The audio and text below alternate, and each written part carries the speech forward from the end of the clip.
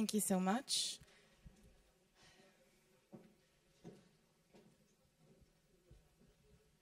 All right, I'll stand over here. I think it's hopefully a good spot for everybody to see my slides. So good morning, everyone. It is my pleasure to be here today at ITAPA. And I would like to welcome you for this discussion on shaping the future of innovation in our societies. And I want us to really dive deep into the topic of harnessing data-driven healthcare to balance basically innovation with ethical responsibilities. And thank you.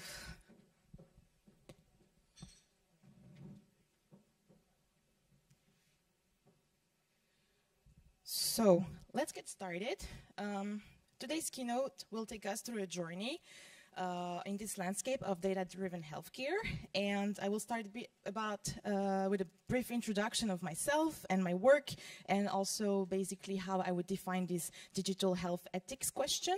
And from there, we'll go into ethics by design and also how to, for instance, build trust and accountability. I'll share with you some case study and basically finding some insights on how we can ensure the use of ethical AI and data management in healthcare. And we'll just wrap up. So just a quick overview of myself. My work spans from consulting, where I started my career, and then I was also involved in think tanks in GlobSec, Institute for Central Europe, for instance. And I also bring some hands-on experience leading the Health Venture Lab Startup Accelerator, powered by GE Healthcare, one of the top 10 accelerators in Europe for medtech solutions. And I'm also involved into academics and research, and just trying to work with the teams directly as well. And you can guess from this gigantic croissant over there that I am French, really proud to be. And you can also connect with me on LinkedIn if you want to continue this conversation. So what's digital health ethics? So I would say that ethics, it is a study of our moral decision-making as we seek to digitize our approaches to healthcare and medical research. So we have to ask ourselves some questions. When are we morally right or wrong, good or bad, just or unjust? So hopefully we can answer some of these questions throughout this keynote, and I can equip you with some answers on how to deploy ethical digital health solutions. I'd like you to remember that when we don't apply digital health ethics, innovations that are intended to help can actually cause harm. So I'll share an example.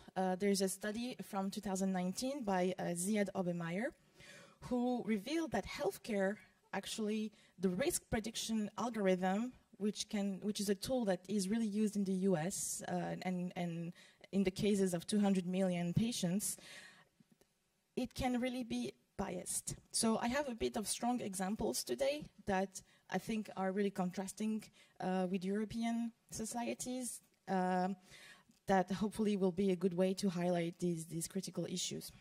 So basically, Obermeyer found that these algorithms are racially biased in the way that colored patients that were assigned the same level of risk by the algorithm as the white patients were actually sicker. So hopefully we will understand why. And the point of this algorithm was to help hospitals and insurance companies identify the patients that need extra care and extra resources. And unfortunately, the system, which is widely used around the US, is really limited because it was the algorithm was trained using the cost of healthcare, so how much money was spent for the specific patient.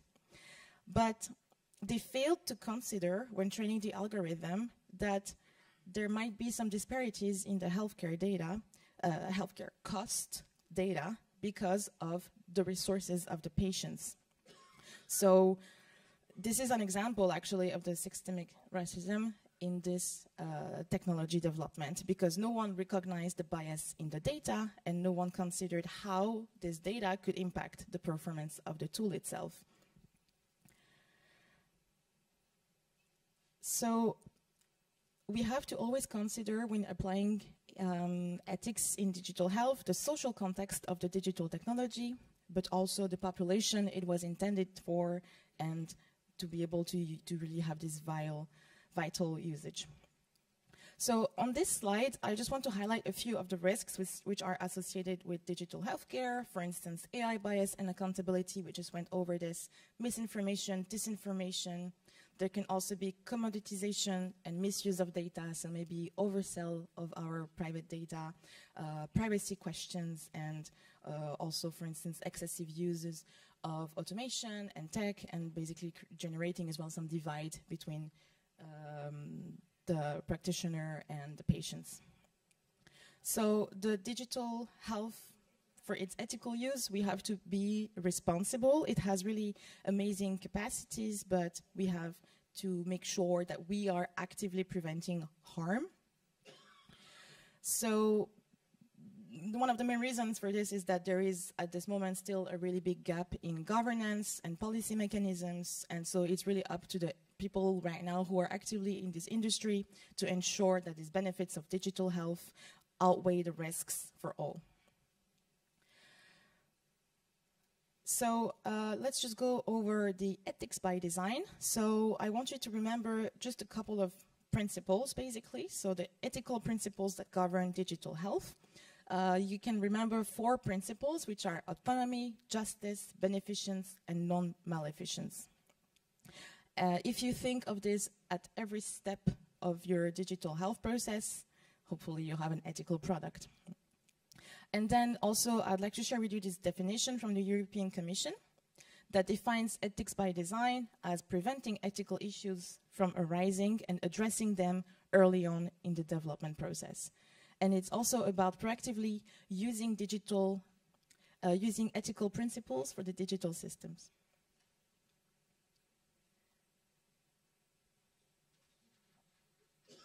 All right, so I'll just continue until we get the slides on.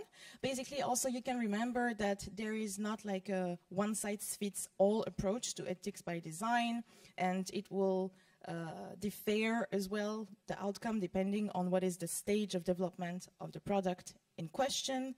So you have to keep in mind ethical principles throughout this design process and ask the questions at each juncture, each step of the project development to assess all the time the benefits of this digital health solution.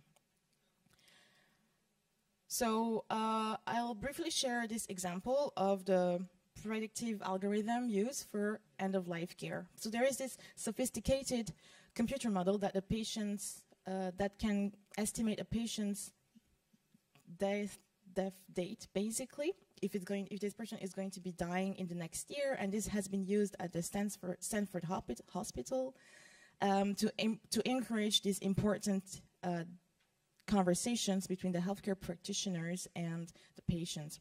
But really, would you want it? Would you want to know it if an algorithm had predicted your death date?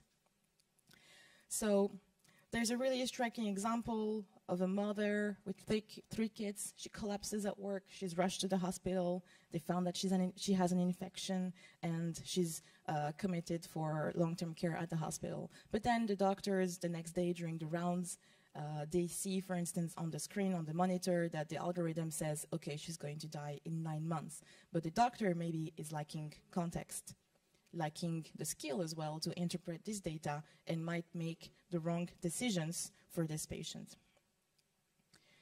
So how do you apply ethics in such a situation? How accurate is the model? How well is it performing? And what happens if the patient's physician disagrees with this diagnostic by the AI algorithm? So we just have a short time left, so let's try to go a bit faster. I also want to bring to your attention this concept of equity, because there's a big difference between equality and equity.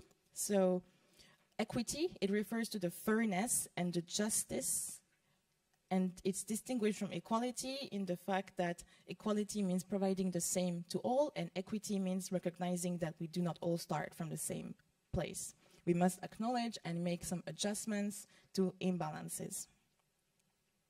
So I'll take a quick example here, a real-world example of Fitbit. Pew Research found that 1 in 5 Americans are wearing a Fitbit an Apple Watch and such devices. I'm wearing one myself as well. And actually, this study has found that there is a lot of issues with the wearables because the technology isn't covering all the bases for all in the right way. There is an issue with the light captor sensor, basically, that is not working for all the skin colors. So the light is typically red or yellow, and actually it doesn't capture the data in the same way for all the skin colors. So this is something to also consider when developing your product, and then you might want to include some more broad range, more sensitivity in the solution by using, for instance, a green light. So let's just conclude by going over the life cycle of AI, the life cycle of your algorithms and the technologies in your digital health solutions. The ethical AI life cycles is composed of 4 steps. These 4 steps are design, development, deployment, and monitoring. So you can see, for instance, in the design phase that your team should articulate the system's objectives and goals, including any underlying assumptions, general performance requirements. In the development, you have to go over the technical requirements, collect and process the data, build a model, validate the system. And then in deployment, you are running your pilot and you're checking the compatibility with other systems. You're ensuring that it's compliant with the regulations and evaluating as well the user experience. And finally, in the monitoring, you'll go over continuous assessment of the system's output and impact. So this is a quick overview of digital health applications with ethics and equity. So I would be really happy to pursue this conversation with you, and you can scan this QR code to stay in touch with me. Thank you.